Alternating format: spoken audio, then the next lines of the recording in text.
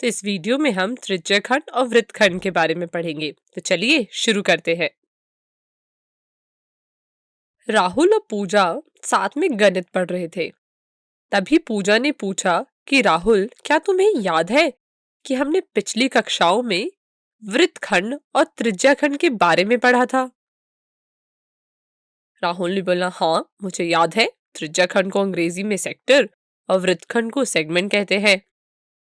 पूजा ने बोला, फिर बताओ कि त्रिज्यखंड और वृत्तखंड में क्या अंतर है? राहुल ने बोला, दो त्रिज्याओं और संगत चाप से घिरा हुआ क्षेत्र त्रिज्यखंड कहलाता है और जीवा और संगत चाप के बीच का क्षेत्र वृत्तखंड कहलाता है। पूजा ने बोला, बिल्कुल सही कहा तुमने। जैसा कि इस चित्र में OAPB केंद्र O वाले वृत्त का एक त्रिज्यखंड है,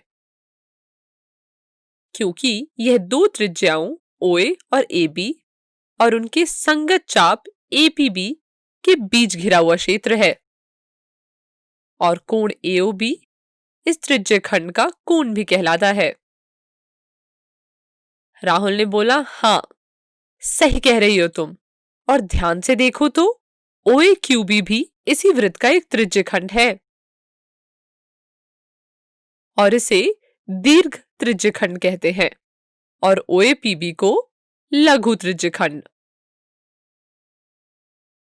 इसी प्रकार हम वृत्तखंड को भी समझ सकते हैं। पूजा ने बोला, हाँ जैसे कि इस चित्र में AB इस वृत्त की एक जीवा है और APB एक वृत्तखंड है जिसे लघु वृत्तखंड कहते हैं। फिर राहुल ने बोला कि AQ भी एक वृत्तखंड है जिसे दीर्घ वृत्तखंड कहते हैं। चलिए अब एक सवाल का जवाब दीजिए। राहुल और पूजा की तो आपने बात सुनी ली है। अब ये बताइए कि दी गई आकृति को देखकर कि कौन सा कथन सत्य और कौन सा कथन असत्य है। और आपका समय शुरू होता है अब। समय समाप्त। चलिए अब इसका जवाब देखते हैं। जवाब आपके सामने है। APB एक लघु वृत्तखंड है, यह एक सत्य वचन है। OCPD एक दीर्घ वृत्तखंड है, यह एक असत्य वचन है, मतलब फॉल्स स्टेटमेंट है। OCQD एक लघु त्रिज्यखंड है, यह ट्रू है। OQB एक दीर्घ त्रिज्यखंड है, ये फॉल्स स्टेटमेंट है। अब हमने त्रिज्याखंड और वृत्तखंड के बारे में तो पढ़ लिया। अब हम अपने अगले वीडियो में इनका क्षेत्रफल यानी कि एरिया निकालना सीखेंगे। तो चलिए चलते हैं।